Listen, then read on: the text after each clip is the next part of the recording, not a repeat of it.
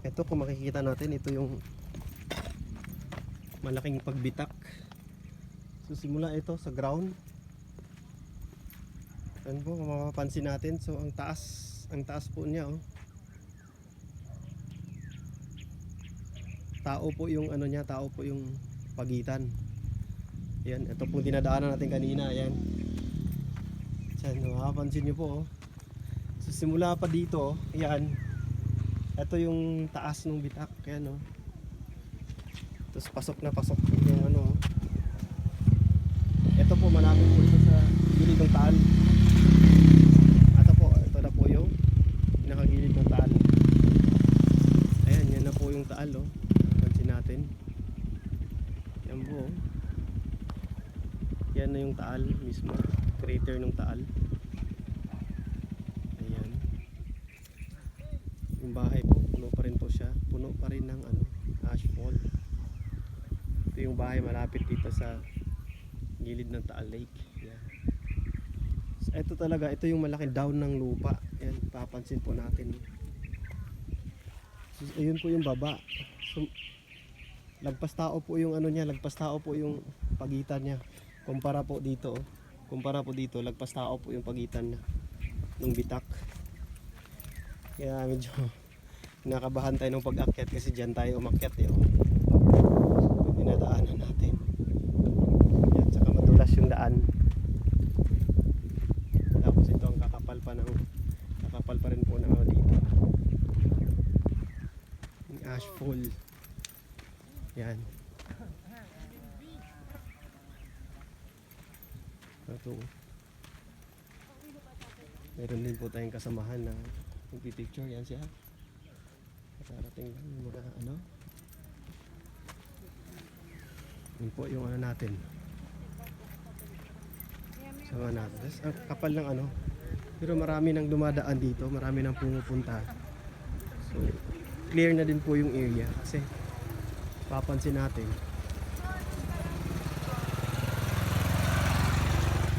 Yan. Clear na po yung area kasi mapapansin natin. Ayan na po yung pinaka-crater ng Taal. Yan po. Papansin natin, wala na siyang activity, ano? Daming birds kasi ang daming isda ngayon dyan na libre. Ayun. Yun po yung ano, crater ng Taal. Papansin po natin, wala na siyang activity kaya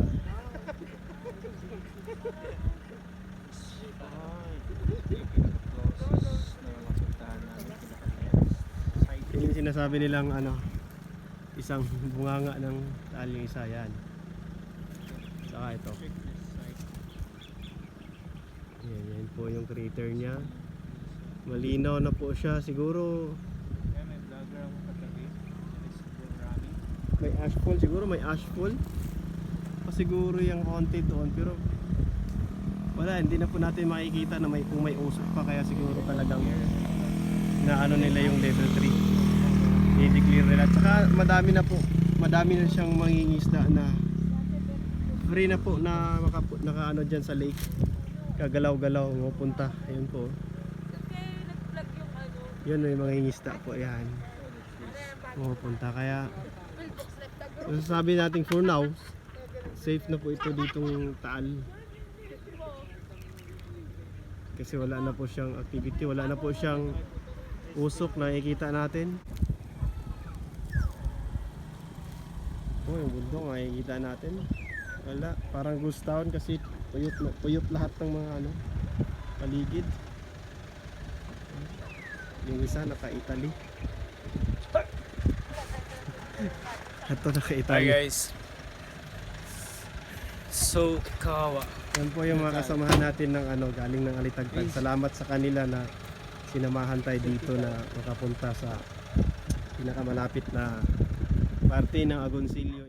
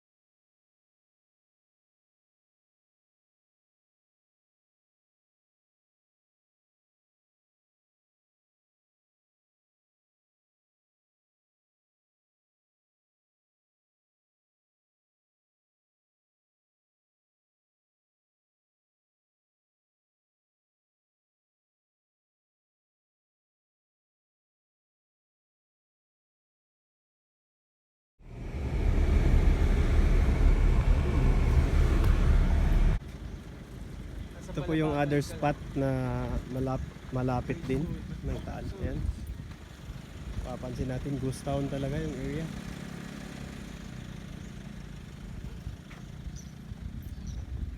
Ang lungkot ng area. Sabi talaga natin ghost town. Ayan. Ito yung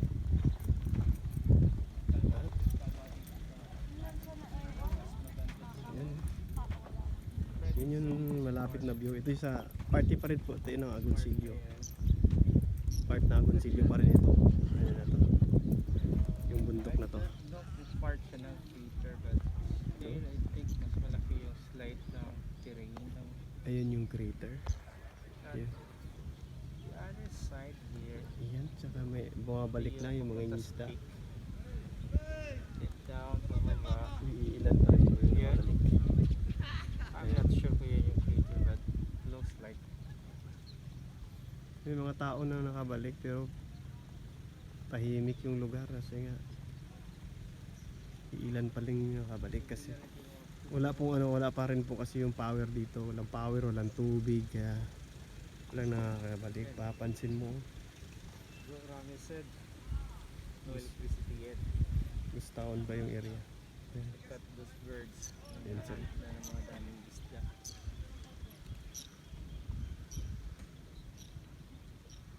Ayun guys. No green anymore.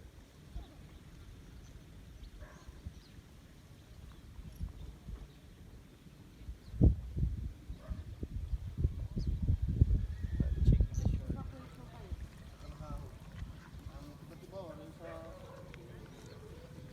Ako sa bawan.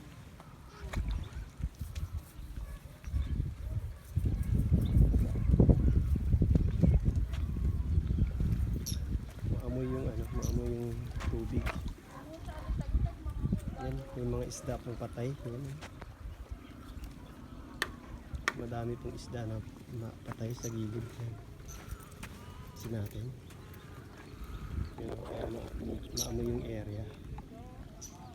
Madami isda na patay. Madami isda. Kaya medyo maamoy yung gilid.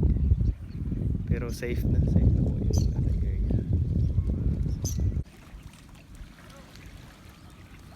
May nangingisda na po, bumabalik na po sila pangingisda. Ito po sila. Ayan. Bumabalik na po sila dito, nangingisda sila. Pero wala pong kuryente muna dito. Walang shutdown kasi may mga poste na nung nadadaanan namin na natumba. Mga isda bumabalik na sila, kaya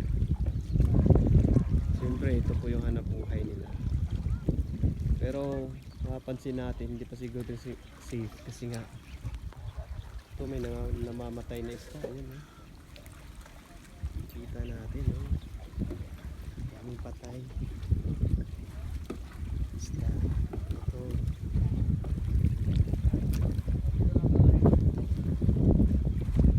ayun isda.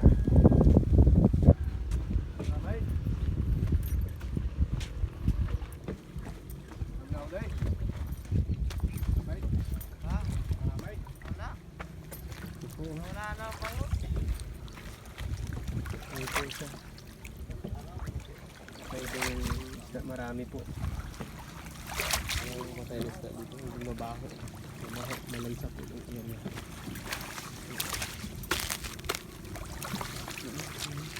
Ayan po.